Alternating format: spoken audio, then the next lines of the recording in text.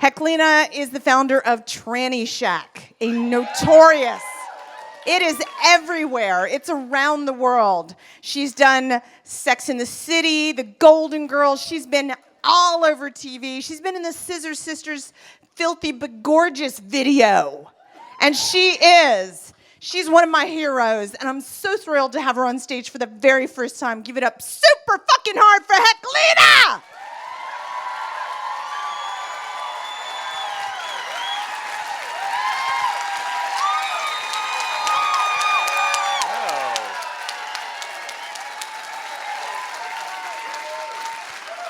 Hi, everybody.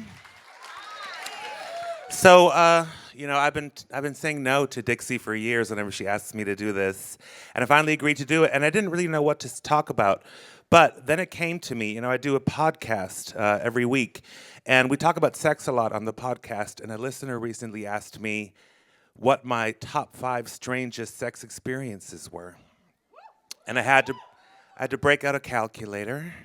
And then I thought about it. And so I want to talk a little bit about my top 5 most bizarre or just strange to me sex experiences. And I'm going to go in order from number 5, least strange, to number 1, the most strange. And within one of these stories, I'm also going to talk about the first time or the only time I ever ate a vagina. Not that there's anything wrong with them. Before you lesbians get all upset at me, I just never developed a taste for them.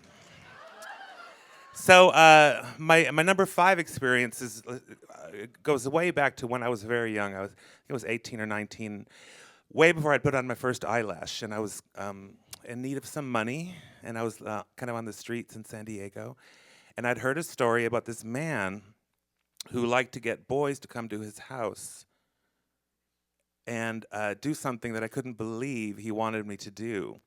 But I did get picked up by this guy, and I went back to his apartment, and the only thing he wanted me to do was to urinate in his fern plant.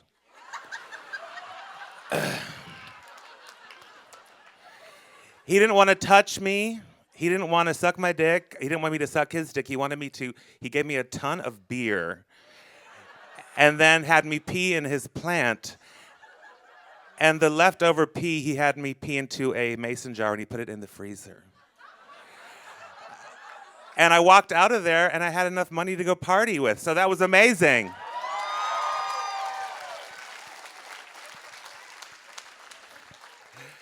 My number 4 experience, so over the years of doing drag, I've developed a serious fetish for straight cock.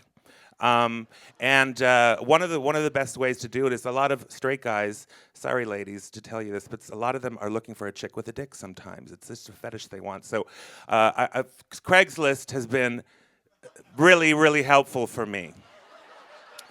And I really like them really super straight and macho. And I was so thrilled to get this trick recently. He came over to my house, and he was so macho. He had like a football player build and just really baseball cap and little sweats and all that stuff. And I was just really excited. And we were going to town, and then little by little, he started to ask me if he could borrow or put on a pair of my pantyhose.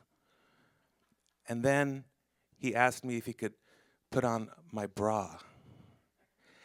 And then he asked me if he could put on a dress. And then he asked me if he could put in my fake tits. And then he asked me if he could borrow a wig. And finally he asked me if he could borrow heels. And before I knew it, there was another drag queen in front of me. I had gone from having a trick with this person to all of a sudden being his drag mother. And it kind of killed the moment for me. That was number 4. Now, number 3 is another trick that I got from Craigslist. He's a recurring trick that I've had, a fuck buddy, if you will. And he texted me one day. It was the middle of the day, and I was just driving back from Guerneville. I'd done a show there. And he's like, I want to come over. And I was like, yes, because I didn't get any dick in Guerneville, and I was so excited. And I went back home, and I put on like 10-minute drag, just like the wig and a little bit of lipstick, and didn't even bother putting on eyelashes or anything. And just turned the lights down really low because, Sometimes if you just turn the lights down really low and light a candle and they just squint and it's just good enough.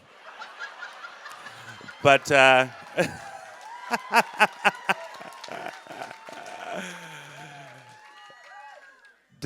have to suspend disbelief after a while. Anyway, but this was in the middle of the day, and I was excited and horny. And then when my intercom rings, I can go outside. I can go to my bay window, look outside, and see who's buzzing from downstairs.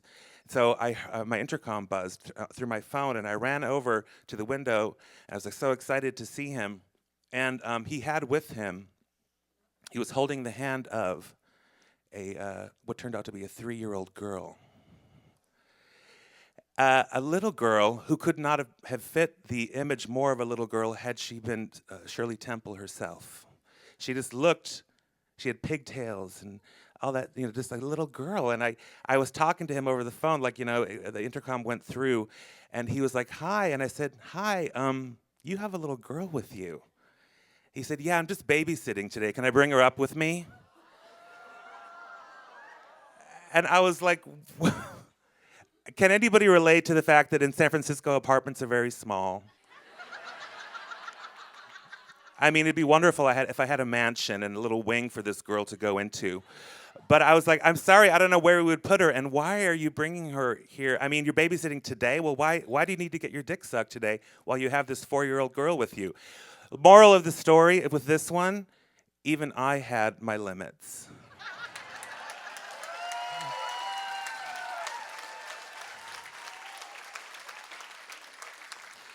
All you shocked people out there, no, I did not have the little girl sit there watching cartoons while I sucked this guy off, so. Yay! Number 2. So I'm famous in some circles for being a rim queen. I don't know, there's just something about rimming that I'm super, super into. And I don't know why nobody ever thought of this. All my friends, like they knew for years, but nobody ever gave me this. And finally somebody gave me best gift ever, a rim chair. Do we know what a rim chair is here? Okay. All right, thank you. Can you raise your hands who they don't know what a rim chair is? Okay. Oh my God. Jesus Christ. It's a chair you sit in. It's like they take the seat from the toilet seat and they put it on like little. What? Am I being judged now or something? No. So basically you can sit in the chair and somebody can slide underneath and eat your butthole. Anyway, this was the best gift I ever got. And that rim chair has seen more ass than the toilet at Grand Central Station. I swear to God, it has seen a lot of ass. And recently, this guy came over, a super hot trick that I've seen before, and again, super macho and like a football player, just like I like him. He's a personal trainer, and he sat down in my rim chair. I offered him a seat, and I was going to town on his butt, and I started to get the distinct impression that he wanted to poop on me. The reason why I got that impression was because he asked if he could poop on me.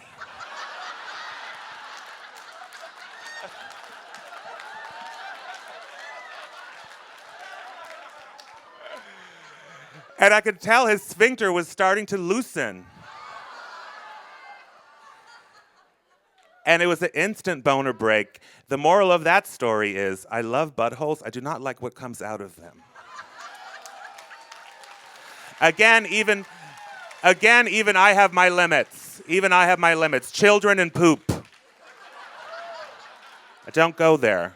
Animals, children, and poop. Sorry. Now, number 1. I wish there was a drum roll sound effect.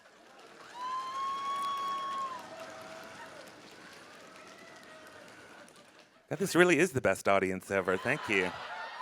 Well, so this goes way, way back again to my days when I was on the streets of San Diego and I was just living the life and doing what Jennifer was talking about, shooting up and just living the life of a kid on the streets. I wasn't shooting up heroin, it was speed. I got a lot more done.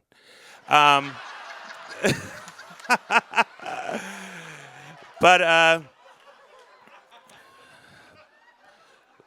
But I had been invited to like a mini orgy at my girlfriend's house. There was a lesbian friend of mine and her girlfriend, and I brought this guy over with me. I was, of course, really into the guy.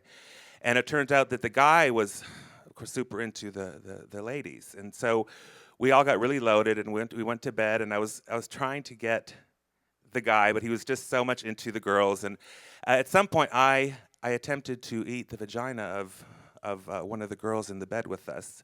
And I just put my face in it and I moved it around a little bit. And I don't think I did a really good job, and I kind of was not that into it. And he was super into fucking the two girls. And so eventually I lost interest, and I went out to the couch in the living room and I fell asleep. Now, in the next morning, there was a knock on the door, and it was the police.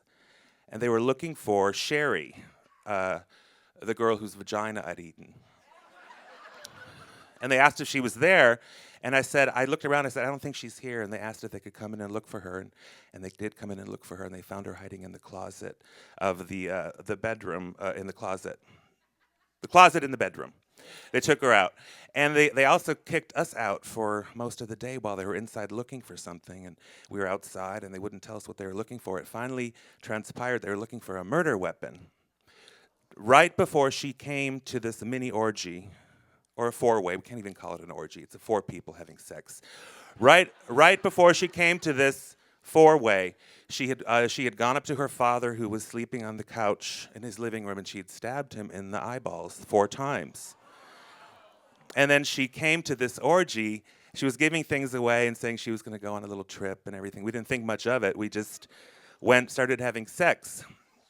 And it later transpired that she said that satanic voices had told her to do it, to kill her father. And when I thought about it later, I thought, well, she does drive that black pickup truck with like 666 license plate, and she listens to AC/DC, so it kind of made sense. So, to wrap it up, it was a satanic pussy.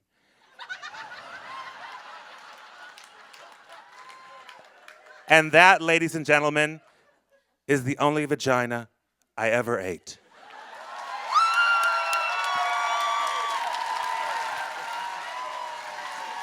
That's it.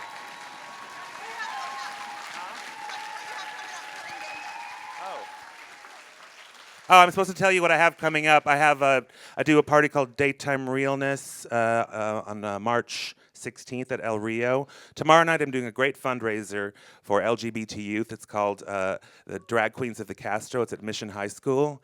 And Tranny Shack is having a Stevie Nicks tribute on March 21st with special guest Alaska Thunderfuck from RuPaul's Drag Race. So thank you so much.